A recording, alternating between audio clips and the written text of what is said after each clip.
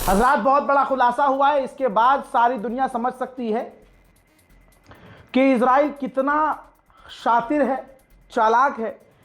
इस दौरान जहां लगभग तमाम देशों ने इजराइल के लिए अपने एयर स्पेस को बंद कर दिया था, पैसेंजर विमान के लिए नहीं, जो इजराइल के मिलिट्री एयरक्राफ्ट होते हैं उसके लिए जो एयर स्पेस है वो बंद कर रखा था लगभग तमाम देशों ने।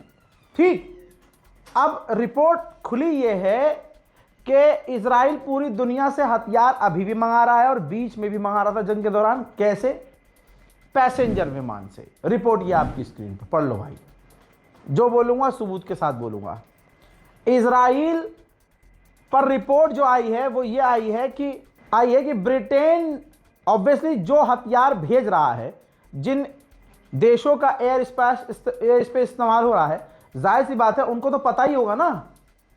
जो लोड कर रहा है, खासकर मान लीजिए ब्रिटेन से हथियार लोड हो रहे थे, ब्रिटेन खुद भेज रहा था हथियार, तो ब्रिटेन इजराइल के पैसेंजर विमान जिसमें आम लोग सफर करते हैं, ठीक है, उस जहाज को ब्रिटेन लोड कर रहा था इजराइल के लिए हथियारों से। फिर वो हथियार इजराइल का जहाज लेकर तमाम आम रास्ते से होता हुआ, क्योंकि नीचे वाले जो देश हैं उनको तो यही दिख रहा है ना रडार पर कि पैसेंजर विमान है, आम लोग हैं इसके अंदर, जनता है, ट्रैवलर्स हैं। लेकिन नहीं, जब ये लैंड होता था तो इजराइल इसको अनलोड करता था, हथियार इसमें भरे होते थे।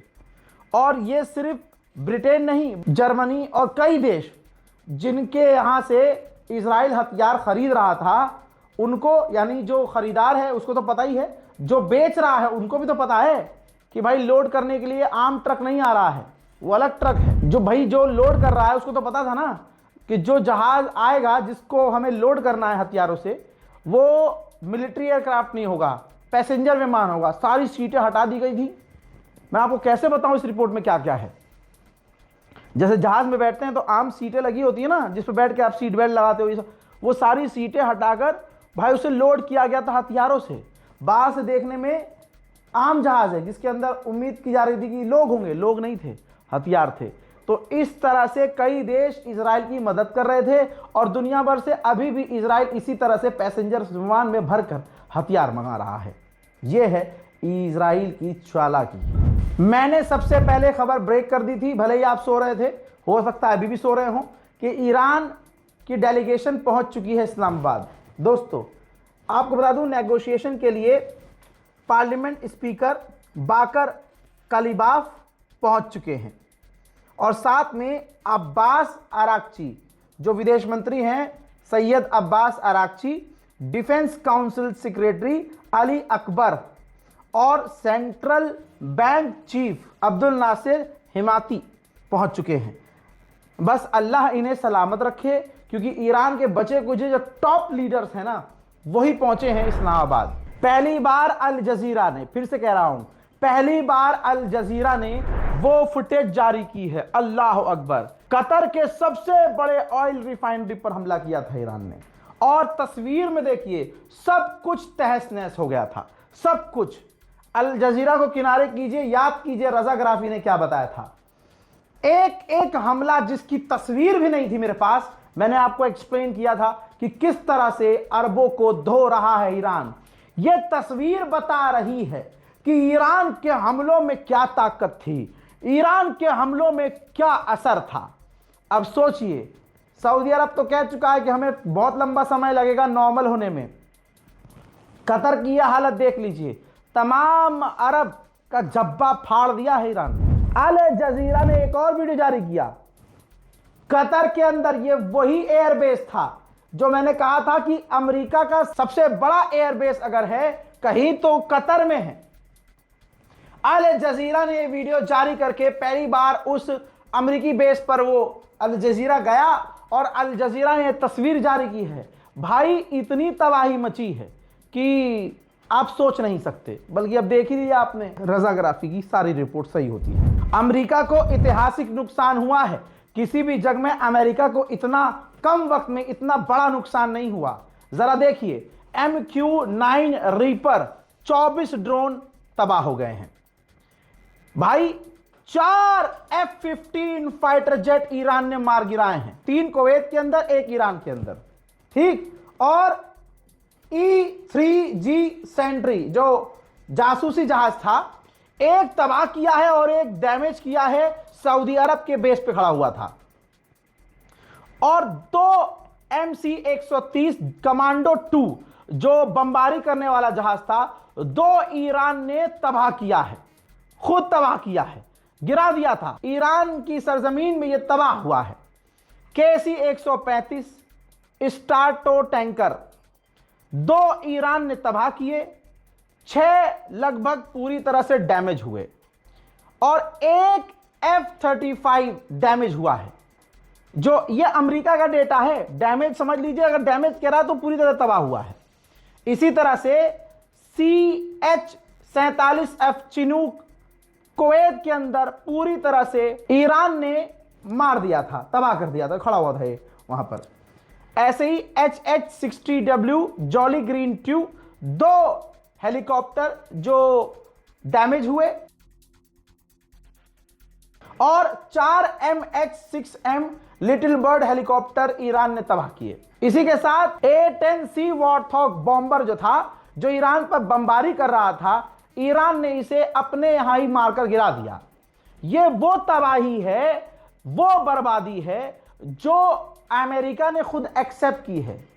सोचिए, अगर एक्सेप्ट इतना किया है तो नुकसान कितना हुआ होगा। इजरायली चैनल 11 और बहुत सारे चैनल ये कह रहे हैं, और ये बात हकीकत है, इसको रजाग्राफी भी कंफर्म कर रहा है कि अमेरिका और इजराइल मिडिल ईस्ट में भारी भरकम मात्रा में अपनी कमी के हिसाब से फौज और हथियार भेज रहे हैं।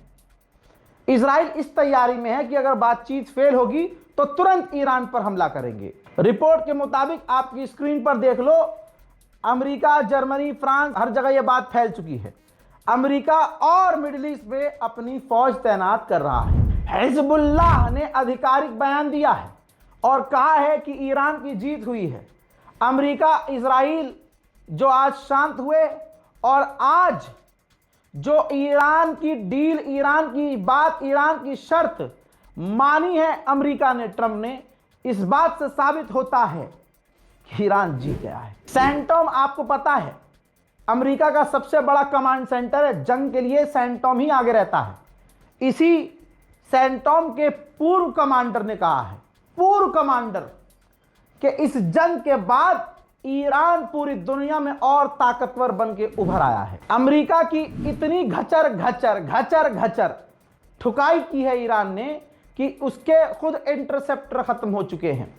अब अमेरिका ने फिर से अपनी कंपनियों को भारी भरकम मात्रा में आदेश दिया है कि ज्यादा से ज्यादा इंटरसेप्टर बनाओ। इजराइल की भी ऐसी ही रिपोर्ट है। बातें वो भले ही बड़ी बड़ी कर रहा है, लेकिन इजराइल के पास सिर्फ 2 डिजिट के ही इतने ही उसके पास इंटरसेप्टर बचे हैं, यानी 100 भी नहीं है, 99 से कम ही है इंटरसेप्टर, 99 से कम इजराइल के पास बचे हैं। चलिए अब दुश्मन के अखबार पर चलते हैं।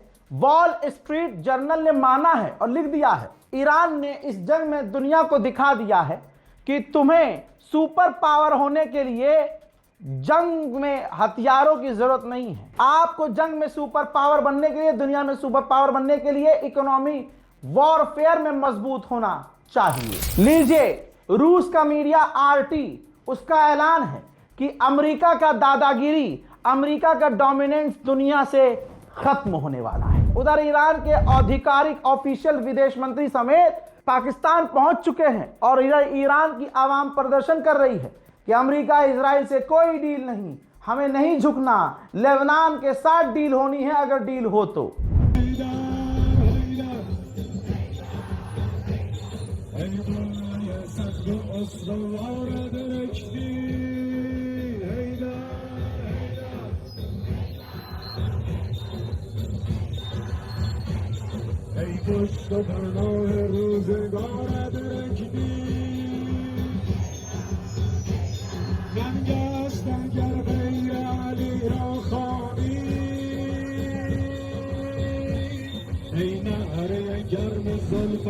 मेरे दोस्तों, अमेरिका के टॉप के ईसाई डोनाल्ड ट्रंप गुलाबी सुअर से परेशान हैं, क्योंकि ईस्टर ईसाइयों का बहुत पवित्र त्यौहार माना जाता है। और ईस्टर वाले ही दिन इस गुलाबी सुअर ने गाली वाली लैंग्वेज का इस्तेमाल करके कहा था ईरान को कि यू ये और वो स्ट्रेट ऑफ हॉर्मुज खोलो, और अपने ट्वीट में अल्लाह का भी नाम इस्तेमाल किया था। तो अब ईसाई धर्मगुरु खुद अमेरिका में जो रहते हैं वो भड़क गए हैं कि ईस्टर वाले दिन डोनाल्ड ट्रंप ने इस तरह की भाषा का उपयोग किया था। अमेरिका का एक और टॉप का अखबार फॉरेन पॉलिसी लिखता है ईरान की जंग इसलिए मिसहैंडल हुई डोनाल्ड ट्रंप से क्योंकि इससे पहले जितने राष्ट्रपति आए वो अपने विदेश मंत्री, सलाहकार, डिफेंस मिनिस्टर, तमाम ग्रुप से बातचीत करते थे, सलाह लेते थे। लेकिन डोनाल्ड ट्रंप ऐसी सोच का आदमी है जो दादागिरी और बदमाशी वाली सोच है। उसी सोच की वजह से उसने सिर्फ अपनी सुनी और आज पूरे अमेरिका की इज्जत का बेड़ा गर्क हो गया। फॉरेन पॉलिसी ने लिखा है। जो बात पहले वाले अपडेट में मैंने दी बोली, अब अल जजीरा ने खुद कहा है कि इलाके में, पूरी दुनिया में ईंधन, तेल, पेट्रोल के दाम नॉर्मल होने में अभी महीनों लगेंगे। ईरान बहुत स्मार्ट खेल रहा है। ईरान अपनी क्रिप्टो करेंसी बढ़ा रहा है और डील ज्यादातर वो अब क्रिप्टो करेंसी और चाइनीज युआन में कर रहा है। मेरे दोस्तों, वहीं तुर्की के राष्ट्रपति रजब तैयब एर्दोगान भी सामने आया और उन्होंने कहा कि हिटलर की पॉलिसी और नेतन्याहू की पॉलिसी में कोई फर्क नहीं है। जिस दिन सीज फायर हुआ उसी दिन कुछ ही देर बाद 10 मिनट में 100 बार हमले लेबनान पर इजराइल ने किए और एक ही हमले में उसने 254 लेबनीज लोगों का नरसंहार कर दिया।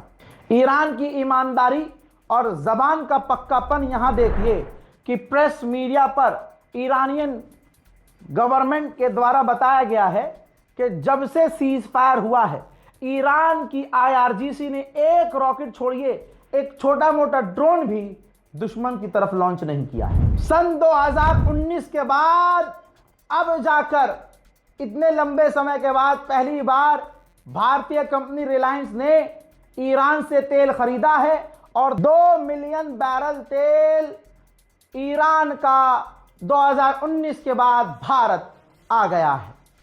मुझे उम्मीद है कि भारत का एक समुदाय जो मुसलमानों के नरसंहार और बाइकॉट की बात करता है, जरूर उन्होंने अपनी अम्मा का दूध पिया होगा, जबान के पक्के रहकर अपनी बात पर पक्के रहेंगे और मुसलमानों का बाइकॉट इसी तरह से करते हुए एक मुस्लिम देश का तेल लेने से इनकार करेंगे। अपनी गाड़ी में मूत कर गाड़ी चला लेंगे, गैस खत्म होगा, गू खा लेंगे, गू से उपला बना लेंगे और उपले पर खाना बना लेंगे, लेकिन इन मुल्लों का गैस और तेल और ईंधन लेना बंद करेंगे। बाइकॉट मुल्लों का करो।